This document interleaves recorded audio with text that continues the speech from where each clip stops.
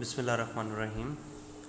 Welcome to the research pedia channel. दोस्तों, आज हम टी डिस्ट्रीब्यूशन और टी डिस्ट्रीब्यूशन की कैलकुलेशन के हवाले से डिस्कशन करेंगे। मेरे वो दोस्त या वो व्यूअर्स या स्टूडेंट कम्युनिटी जो भी लोग इस वक्त इस वीडियो को व्यू कर रहे हैं, अगर आप सब्सक्राइब नहीं हैं चैनल के साथ तो काइंडली इसको सब्सक्राइब कर दें ताकि आने वाली अगली वीडियोस जो हैं वो भी आपको शो हो सकें और आप वहाँ से भी नॉलेज गेन कर सको। चलते हैं कि टी डिस्ट्रीब्यूशन होती क्या है, कब इसे यूज़ करना होता है और इसकी कैलकुलेशन किस तरह से की जाती है। अगर आपने टी वैल्यू कैलकुलेट करनी है तो उसका क्या तरीक़ाकार है। तो बहुत सारी सैम्पलिंग सिचुएशन ऐसी होती हैं जिसमें पॉपुलेशन का स्टैंडर्ड डेविएशन आपको गिवन नहीं होता। अगर कोई सिचुएशन ऐसी आ जाए कि आपको पॉपुलेशन का स्टैंडर्ड डेविएशन गिवन ना हो तो तब भी टी डिस्ट्रीब्यूशन इस्तेमाल होती है। इसके अलावा अगर आपका सैम्पल साइज़ जो है वो लेस देन 30 ऑब्जर्वेशन हो तब भी टी डिस्ट्रीब्यूशन इस्तेमाल होती है। जी डिस्ट्रीब्यूशन के केस में पॉपुलेशन स्टैंडर्ड डेविएशन भी गिवन होता है और सैम्पल का साइज़ जो है वो भी 30 या इससे ग्रेटर होता है। लेकिन टी डिस्ट्रीब्यूशन में पहली कंडीशन ये है कि आपकी पॉपुलेशन स्टैंडर्ड डेविएशन गिवन नहीं है और सैम्पल साइज़ जो है वो 30 से लेस देन है। तो इस वजह से हम टी डिस्ट्रीब्यूशन इस्तेमाल करते हैं। अब इसके कुछ करेक्टरिस्टिक हैं। It is like a Z distribution, a continuous distribution. Basically जो जी डिस्ट्रीब्यूशन है वो भी कंटिन्यूस डिस्ट्रीब्यूशन है और टी डिस्ट्रीब्यूशन भी कंटिन्यूस डिस्ट्रीब्यूशन है, क्योंकि ये एक बेल शेप कर्व की तरह दोनों बनती हैं। It is like the Z distribution bell shaped and symmetrical. ये पहले डिस्कशन हो गई है कि दोनों की शक्ल देखने में सेम लगती है। There is not one T distribution but rather a family of T distribution. बहुत सारी टी डिस्ट्रीब्यूशन है, वो जैसे जैसे टॉपिक आगे एक्सपैंड होता जाएगा तो वो वहाँ क्लियर किया जाएगा। अच्छा जी, t distribution is more spread out. सबसे जो इम्पोर्टेंट फ़ीचर है टी डिस्ट्रीब्यूशन का वो ये कि इसमें स्प्रेड ज़्यादा होता है। मींस वेरिएशन जो हैं वैल्यूज़ के अंदर वो ज़्यादा होती हैं और वो वेरिएशन इस वजह से ज़्यादा होती हैं क्योंकि इसमें सैम्पल साइज़ जो है वो 30 से लेस होगा, तो वेरिएशन ज़्यादा हो जाएगी। जब वेरिएशन ज़्यादा होगी तो आपका जो कर्व है वो ऊपर से हाई पीक लेने की बजाय थोड़ा सा फ्लैटर होगा, थोड़ा सा नीचे की तरफ होगा। ठीक है, जैसे जैसे आप सैम्पल साइज़ इंक्रीज़ करते जाएंगे वैसे वैसे आपकी जो टी डिस्ट्रीब्यूशन है वो एंड में जी डिस्ट्रीब्यूशन में कन्वर्ट होती जाएगी। यानी अगर आप 30 का फिगर ऑब्टेन कर लेते हैं, इससे ग्रेटर पे चले जाते हैं तो आपकी टी डिस्ट्रीब्यूशन बेसिकली जी डिस्ट्रीब्यूशन में कन्वर्ट हो जाएगी। लेकिन जब तक आपका जो सैम्पल साइज़ है वो 30 से लेस रहता है तो आपकी टी डिस्ट्रीब्यूशन थोड़ी सी फ्लैटर बनेगी। ये एक आपके सामने ग्राफ आपको नज़र आ रहा है। जी डिस्ट्रीब्यूशन का अगर आप कर्व देखें तो वो थोड़ा सा जो है वो ऊंचाई पर है क्योंकि इसमें स्प्रेड कम से कम होता है। ठीक है, और सैम्पल साइज इसका 30 से ग्रेटर होता है, पॉपुलेशन का स्टैंडर्ड डेविएशन भी गिवन होता है। जबकि टी डिस्ट्रीब्यूशन का जो आपको कर्व नज़र आ रहा है, ठीक है, वो थोड़ा सा फ्लैटर है। मींस उसकी ऊंचाई जी डिस्ट्रीब्यूशन की निस्बत कम है लेकिन वो साइडों से थोड़ा सा आपको एक्सपेंडेड फॉर्म में नज़र आ रहा है। ये जो साइडें होती हैं ना, ये बढ़ती हैं तो स्प्रेड बढ़ जाता है। तो बेसिकली टी डिस्ट्रीब्यूशन में स्प्रेड ज़्यादा होगा, जी डिस्ट्रीब्यूशन में स्प्रेड कम होगा। दूसरी सबसे बड़ी खासियत ये है कि अगर आप टी डिस्ट्रीब्यूशन को यूज़ करते हुए अगर आप सैम्पल साइज़ इंक्रीज़ करते जाएंगे तो स्प्रेड कम होता जाएगा। मींस कम होने का जो इंडिकेशन होता है वो ये होता है कि आपका ये जो फैलाव है इस कर्व का, टी डिस्ट्रीब्यूशन की कर्व का जो फैलाव है ये कम होता जाएगा और ऊपर से इसकी पीकेंटनेस बढ़ती जाएगी। तो जैसे जैसे पीकेंटनेस बढ़ती जाएगी उसी तरह टी डिस्ट्रीब्यूशन जो है वो जी डिस्ट्रीब्यूशन में कन्वर्ट हो जाएगा और हम कहेंगे कि ये भी नॉर्मल हो गया है। इस वक्त करंट फॉर्म के अंदर इसको हम अप्रॉक्सीमेट नॉर्मल कहते हैं, एग्जैक्ट नॉर्मल नहीं होता ये। तो आगे बढ़ते हैं जी। टी डिस्ट्रीब्यूशन और जी डिस्ट्रीब्यूशन के हवाले से हम डिसीजन मेकिंग जब करना चाह रहे होते हैं तो वो पॉपुलेशन स्टैंडर्ड डेविएशन की बेस पे करते हैं। अगर आपका पॉपुलेशन स्टैंडर्ड डेविएशन गिवन है तो जी डिस्ट्रीब्यूशन इस्तेमाल करो, अगर पॉपुलेशन का स्टैंडर्ड डेविएशन गिवन नहीं है तो टी डिस्ट्रीब्यूशन इस्तेमाल करो। तो ये दोनों के अंदर डिफरेंस आ जाता है। उसके बाद जी डिस्ट्रीब्यूशन जब हम यूज़ कर रहे होते हैं, स्टैंडर्ड एविएशन पॉपुलेशन का आपको गिवन होता है और सैम्पल्स का साइज़ ग्रेटर देन 30 होता है, तो ऐसी सूरत में हम कॉन्फिडेंस इंटरवल को कैलकुलेट करने के लिए ये फार्मूला इस्तेमाल करते हैं। लेकिन अगर आपको पॉपुलेशन का स्टैंडर्ड एविएशन गिवन ना हो और सैम्पल भी आपका 30 से लेस हो, तो टी डिस्ट्रीब्यूशन को यूज़ करते हुए कॉन्फिडेंस इंटरवल के लिए ये फार्मूला इस्तेमाल होता है। तो इस फार्मूले और इस फार्मूले में अगर आप फ़र्क देखें तो जो z था वो रिप्लेस हो जाएगा t से, जो सिग्मा था क्योंकि it indicates the population standard aviation. तो अगर आपको पॉपुलेशन स्टैंडर्ड एविएशन गिवन नहीं है तो आप सैंपल का स्टैंडर्ड एविएशन लेंगे जिसको हम s से रिप्रेजेंट करेंगे, तो ये वैल्यू रिप्लेस हो जाएगी इसके साथ, बाकी सारे का सारा फार्मूला वही है। तो कॉन्फिडेंस इंटरवल इस तरीके से निकलेगा।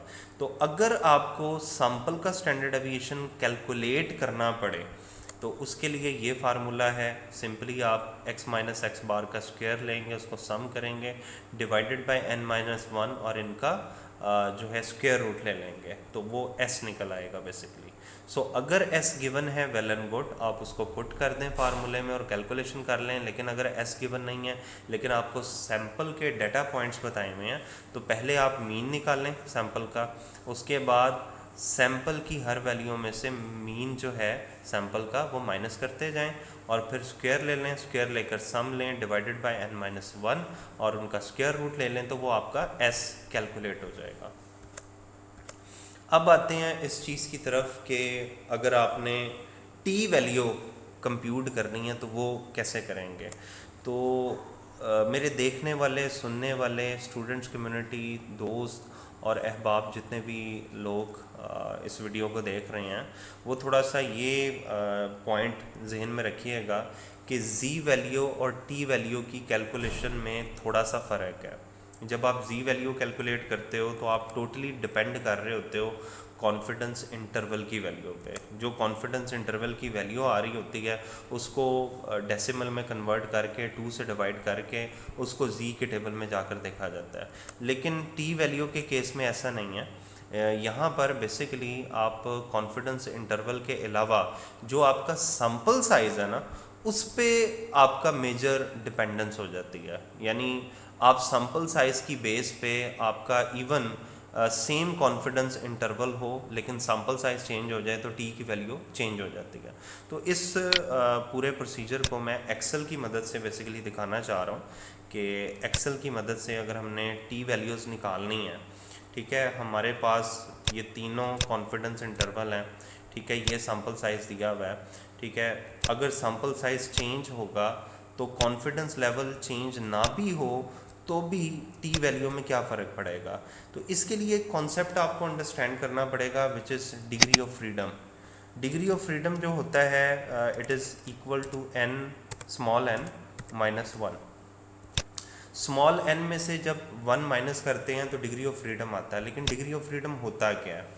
जब हमने कुछ वैल्यूज़ की वेरिएशन पता करनी हो तो किसी एक वैल्यू को फिक्स करना पड़ता है। जैसे कि छत पे लगा हुआ पंखा, जब तक उसे आप छत पर फिक्स नहीं करेंगे तो तब तक उसके जो पर हैं वो मूव नहीं करेंगे। अगर आप उसको ज़मीन पर रख दें और पंखा चला दें तो वो टकराना शुरू हो जाएगा। इसी तरह गाड़ी का जो व्हीकल होता है उसको गाड़ी के साथ फिक्स करेंगे फिर ही वो मूव करेगा। अगर उसको जो है वहाँ से अनफिक्स कर दें तो गाड़ी का व्हीकल मूव नहीं करता।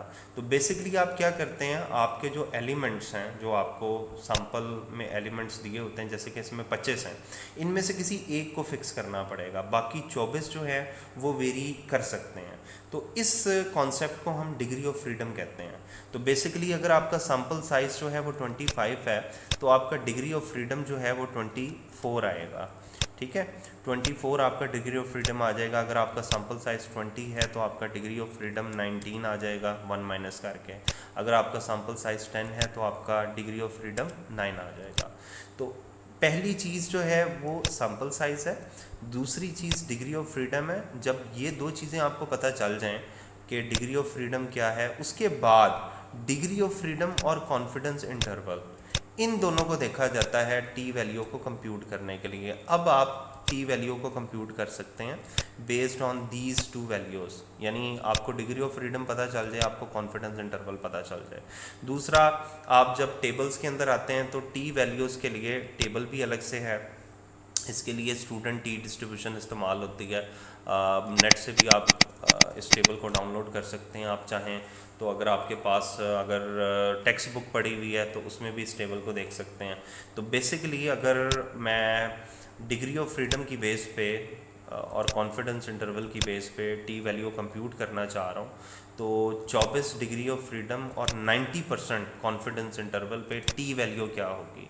तो 24 डिग्री ऑफ फ्रीडम पहले मैंने चेक कर लेना है।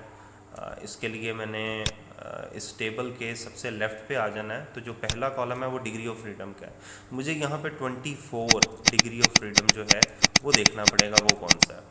तो ये मेरे सामने 24 डिग्री ऑफ फ्रीडम आ गया, अब ये मिल गया। अब मुझे 90% का कॉन्फिडेंस इंटरवल जो है वो चेक करना है। और याद रखिएगा कि हम ये सपोज करके चल रहे हैं कि हम टू टेल टेस्टिंग कर रहे हैं। तो 95% कॉन्फिडेंस इंटरवल ये है जी, 95% कॉन्फिडेंस इंटरवल। तो इस कॉलम में रहते हुए, यानी कॉलम नंबर 1 2 3 4, फोर्थ कॉलम में रहते हुए, ठीक है, हमें 24 डिग्री ऑफ फ्रीडम के सामने जाना पड़ेगा। सो 1 2 3 और फोर्थ, ये आपकी टी वैल्यू आ गई है। This is basically the T value 2.064। तो यहाँ पर आकर हम 2.064 इसको जो है वो एंटर कर देंगे। अब इसी तरह अगर इसी डिग्री ऑफ फ्रीडम को 95% कॉन्फिडेंस इंटरवल पे, सॉरी ये 90% पे हमने चेक करना था, इसको मैं 90% पर देख लेता हूँ। 90% पे ये है जी, तो 90% इसके साथ वाली वैल्यू होगी, ये है 1.711।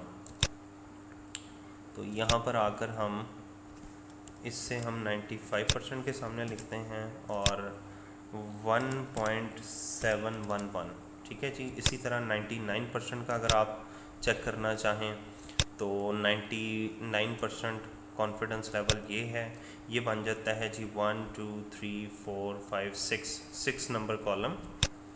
तो यहाँ पर आकर हम 1 2 3 4 5 और 6, ये 6 नंबर कॉलम में ये आपकी टी वैल्यू आ रही है 2.797। 2.797। इसी तरह अगर आपका सैम्पल साइज़ 20 है, डिग्री ऑफ फ्रीडम 19 है, तो 19 डिग्री ऑफ फ्रीडम के साथ आपकी ये वैल्यूज़ क्या क्या आ रही हैं। तो उसके लिए हम चले जाते हैं जी 19 डिग्री ऑफ फ्रीडम पे। ये 19 डिग्री ऑफ फ्रीडम है, इस पे 90% की वैल्यू ये होगी, ठीक है। इस वैल्यू को यहाँ से लेंगे और यहाँ पर प्लेस कर देंगे, ये टी वैल्यू आ गई, ठीक है जी।